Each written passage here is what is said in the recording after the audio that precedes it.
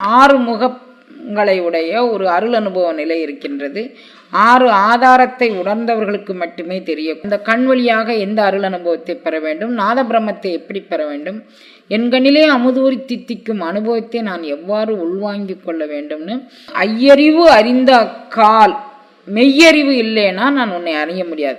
இந்த 5 விதமான ரூப ரச கந்த, இந்த 5 விதமான அறிவு, கண்ணுக்கு காதுக்கு வாய்க்கு மூக்குக்கு, இவைகள் இந்த 5 அறிவும் அறிந்த அக்கானாலும் மெய்யறிவு இல்லாதார்க்கு இறையுணர்வு புலப்படாது.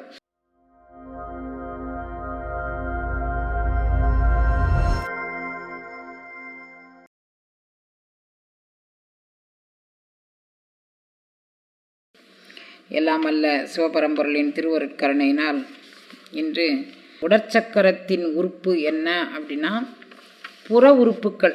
இப்போ ஒரு அலங்காரமான ஒரு பொருள் செய்கிறோம் அப்படின்னா, அந்த அலங்காரமான பொருள் செய்வதற்கு பார்க்கும்போது ஒரு அட்டையில் ஒரு டெக்கரேஷன் பண்ணி ஒரு அழகுபடுத்தி ஒன்று வரைஞ்சி வச்சுருக்குறோன்னு வச்சுக்கோமே, அல்லது ஒரு பூஞ்செடி மாதிரி ஒரு இயற்கையாக இல்லாமல் ஒரு செயற்கையாக ஒரு செடியை வரைஞ்சி வச்சுருக்குறோம்.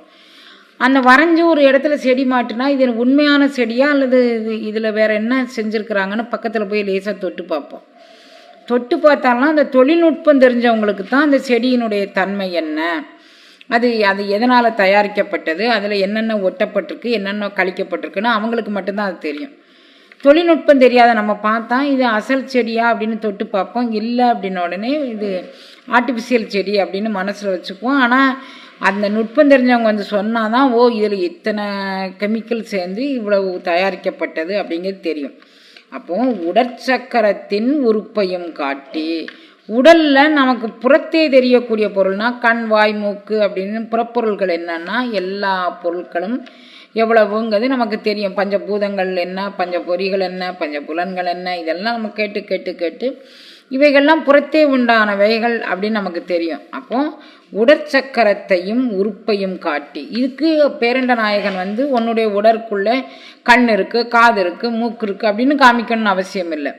இதுதான் திருப்பெருந்துறை உரை கோயிலும் காட்டி அந்தணன் ஆவதும் காட்டி வந்த ஆண்டாய் ஆறாமுதே பள்ளி எழுந்தருளாய் அப்படின்னு சொல்கிறாரு.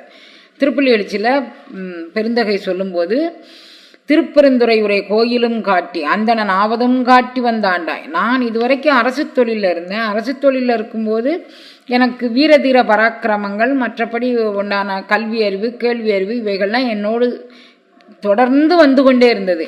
இப்போ இறைவனை அறிவதற்கு கல்வி அறிவோ கேள்வி அறிவோ தேவையில்லை. இறைவனை அடைவதற்கு உணர்வு பூர்வமான ஒரு நிலைப்பாடு நமக்கு தேவை. அந்த உணர்வதுவாய ஒருத்தனை, உள்ளிருந்து ஒளிபெருக்கும் ஒருத்தனை அவன் காட்டி கொடுத்தால்தான் உண்டு. அப்படிங்கிறதுனால அவர் திருப்பெருந்துறை உரை கோயிலும் காட்டி அந்தணன். திருப்பெருந்துறைங்கிறது நமக்கு சிறநடு சிற்றம்பலத்தில் இறைவன் எங்கே வந்து வதிகின்றானோ அந்த இடம். அதாவது சபை எனது உளமெனத்தான் அமர்ந்து எனக்கு அபயமளித்ததோர் அருட்பெருஞ்சோதிமார். சபை நமக்கு மேலே ஒரு பேரண்ட நாயகன்கக்கூடிய ஒரு அருள் வல்லபம் இருக்கிறது. அவன் அகண்ட பரிபூர்ணமாக இருக்கிறான், அகண்ட வியாபகமாக இருக்கிறான். அவனை உணர்வதற்கு இந்த உடல் கடந்து போகும்போது ஒரு சபை நமக்கு ஒரு அடையாளமான ஒரு இடம் தேவைப்படுகின்றது. அதிலிருந்து மீண்டும் உடலோடு கூடிய பயணம் அதோடு பட்டு, அதற்கு மேற்பட்ட பயணம் பேரண்ட நாயகனுடைய கருணையினாலும் சதாசிவ மண்டலத்தில் உள்ள அருளடியவர்களுடைய கருணையினாலும் நம்மளை அழைத்து செல்கின்றது அந்த பயணம். அப்போ அந்த இடத்துல போய் ஒரு இடத்துல போய் தங்கி உயிராற்றலும் உடலாற்றலும் கடந்த ஆற்றலாக, உணர்வு ஆற்றலாக அது பரிணமித்து பேரண்ட நாயகன்கிட்ட போய் சேருது. அதுக்காக வேண்டி உடற்சக்கரத்தின் உறுப்பையும், இது எந்த இடத்துல நிலை பெற்று நிற்கின்றது, எது சபையாக உள்ளது, அஜபைங்கக்கூடிய மந்திரத்தை மூச்சோடு பரிணாமமாக நம்ம ஏற்றுக்கொண்டோமானால் அது சபையில் கொண்டு நிறுத்தும். அந்த சபைக்கு மேல் பெறக்கூடிய அருள்நிலையை சதாசிவ மண்டலத்தை அருளடியவர்கள் நமக்கு கருணை கூர்ந்து ஒளிமண்டலத்தில் சேர்ப்பாங்க. அது உண்மனாதேவிங்கக்கூடிய அருள் அம்மையினுடைய கருணையினாலும் நடக்கும்ங்கிறதுனால அம்மை எனக்கு அருளியவார் ஆர் வருவார் அச்சோவே அப்படின்னு சொல்கிறாரு. அப்போ அம்மை இருந்து அந்த ஒளிமண்டலத்தில் நமக்கு சேர்த்து வைக்கக்கூடிய திருக்கருணை நடக்கிறது. இதை நம்ம அப்படியே ஒரு மாதிரி நம்ம இதை உணர்ந்து கொள்ள முடியாது. இது எப்படி உணர்ந்து கொள்ள வேண்டும்னா, யோகியர்க்கே ஞானம் ஒழுங்காம் பேரன்பதாகிய வரும். யோகியர் தன்னுடைய யோக நிலைப்பாட்டின் மூலமாக ஞானத்தை பெறுவார்கள். அன்பு, நெகிழ்ச்சியான அன்பு, உருக்கமான அன்பு, உள்ளந்தாள் நன்று உச்சிகளவும் நெஞ்சாய் உருகும் உருக்கம், இவை உடையவர்களும் பேரன்பு அது ஆகியவரும் யோகர் முன்னே சார்ந்தோர் பராபரமே. யோகியருக்கு அந்த ஞானம் சாத்தியமோ அது மாதிரி பேரன்பு உடையவர்களுக்கும் அந்த ஞானம் சாத்தியமாகும் அப்படின்னு சொல்றார் தாய்மானவர். வான்காண வேண்டின் மலையேறல் ஒக்கும். நான் வெளிமண்டல அனுபவத்தை பார்க்க வேண்டுமானால், உலகத்தில் வெளிமண்டலம்னு சொன்னால் காற்று மண்டலத்தையோ அல்லது ஆகாய மண்டலத்தையோ குறிப்பதாக நினைத்து கொண்டு வீட்டுக்குள்ளே இருந்தால் பார்க்க முடியாதுன்னு உயரமான ஒரு படித்தரத்தில் ஏறி நின்று ஆகாயத்தை பார்ப்பார்கள். வான்காண வேண்டின் மலையேற ஒக்கும். இந்த வீட்டுக்குள்ளே இருந்தால் நமக்கு வான்வெளியை பார்க்க முடியாது, உத்தரத்தை தான் பார்க்க முடியும், இந்த சீலிங் ஹைட்டை தான் நம்ம பார்க்க முடியும், வானத்தை பார்க்க முடியாது. அப்போ அதுக்கு படியேறி போகணும். வானத்தை பார்க்கணும்னாலே படியேறி போகணும். அப்படின்னா இது வானம்ங்கிறது பஞ்சபூதங்களில் ஒன்று. ஆனால் வெளிமண்டலங்கக்கூடிய உணர்வு பூர்வமான ஒன்றை பார்ப்பதற்கு நாம் எவ்வாறு பயணப்பட வேண்டும்னு நீங்கள் நினச்சி பாருங்க. அதை அவர் சொல்கிறாரு. வான்காண வேண்டின் மலையேறல் ஒக்கும் உன்னை நான்கான பாவனை செய் நாட்டம் பராபரமே. என்னுடைய நாட்டத்தை எங்கே நிறுத்த வேண்டும் என்று நீ எனக்கு கருணை செய் பராபரமே அப்படிங்கிறார். அப்போ எல்லாரும் பாவனையாய கருத்தினில் வந்த பராமுது அப்படின்னு பெருமானார் பெருந்தகை சொல்றார். மகாகவி பாரதியார் சொல்றாரு, நீ பாவித்தல் போதும் பரமநிலை எய்துவதற்கு நீ உன்னுடைய நாட்டத்தை அங்கே செலுத்து அப்படின்னு. அவரும் குள்ளச்சாமியாருங்கக்கூடிய ஒரு யோகியிட்ட யோக அனுபவம் பயின்றவர். அரவிந்தற்ற அதை விரிவாக்கம் பெற்றுக்கொண்டவர் மகாகவி சுப்பிரமணிய பாரதி. அப்போ எல்லா அருளடியவர்களும் அந்த வெளிமண்டலத்தை அடைவதற்கு, வெளி அனுபவத்தை தனக்குள் உள்வாங்கிக் கொள்வதற்கு இப்படியான ஒரு பயிற்சி முயற்சி, அருளாளர்களை சார்ந்து செய்யக்கூடிய தொண்டு, பேரன்பு நம்மளுக்குள்ளே எப்படி வர வச்சுக்கணும், பிறத்தையார் குற்றத்தை எப்படி மன்னிக்க தெரியணும், நாம் எப்படி அதை ஏற்றுக்கொள்ள வேண்டுங்கிறதெல்லாம் அருளடியவர்கள் அவர்களுடைய வாழ்க்கையில் நடந்து காமிச்சாங்க. அப்போ யோகியர்க்கே ஞானம் ஒழுங்காம் பேரன்பது ஆகியரும் யோகர் முன்னே சார்ந்தோர் பராமரம். இது யோகிகளுக்கு அவர்களுடைய சார்புல என்ன அருள் அனுபவத்தை பெறுவார்களோ அதே அருள் அனுபவத்தை அன்பு செய்கின்றவர்களும் பெறுவார்கள் அப்படின்னு சொல்றாரு. அப்போ வெளிமண்டல அனுபவத்தை பெறணும்னா படியேறுதல் மாதிரி நானும் என்னுடைய பரிணாம வளர்ச்சியை வளர்த்து கொண்டு வெளியில் காணக்கூடிய காட்சிகள் இப்போ இதற்கு முன்னால் நம்ம என்னென்ன பொருட்கள்லாம் எது இறைமண்டலம் இறை உருவம் அப்படின்னு நினச்சோமோ அப்படி இல்லை. இந்த உடற்சக்கரத்துக்குள்ளே நாம் உறுப்பை பார்க்க வேண்டும். புற உறுப்புகள் அல்ல, அது அக உறுப்பாக இருந்து நம்மை வெளி அனுபவத்திற்கு அழைத்து செல்லக்கூடிய வல்லபம் உடையதுங்கிறத முதல்ல நம்ம உணர்ந்துக்கணும்.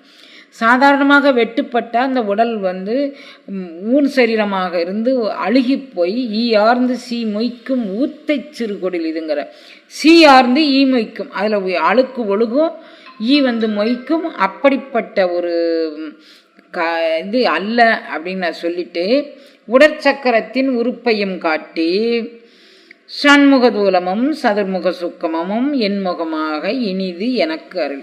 இதில் நான் சண்முகம் 6 முகங்களை உடைய ஒரு அருள் அனுபவ நிலை இருக்கின்றது.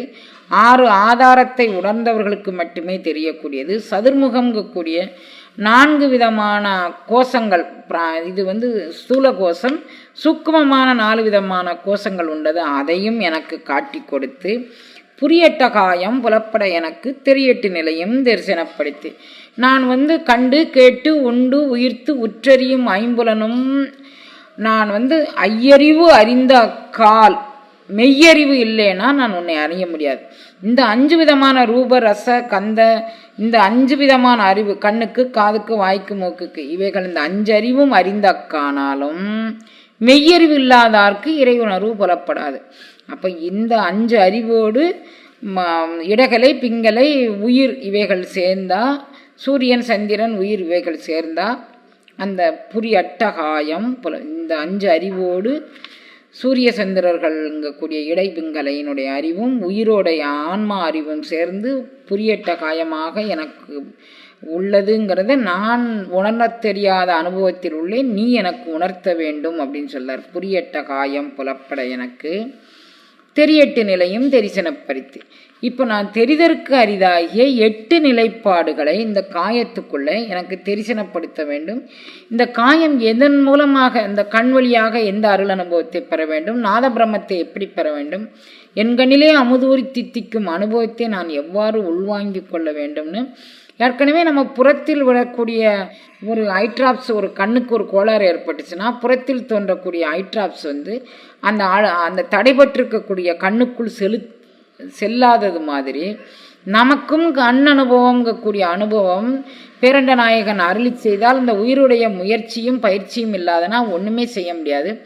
ஏற்றுக்கொள்ளும் பக்குவம் இல்லாமல் நாம் பராக்கில் மேய்ந்து கொண்டிருந்தாலும் ஒன்றும் செய்ய முடியாது. அதனால் இவைகளெல்லாம் தரிசனப்படுத்தி அட்டகாயம் என்னுடைய நிலையில் நின்று இந்த 8 விதமான தத்துவங்களையும் எனக்கு தரிசனத்திற்கு நான் உணர்ந்து கொள்வதற்கான கருணையை நீயாக செய்ய வேண்டும் அப்படின்னு சொல்கிறாரு.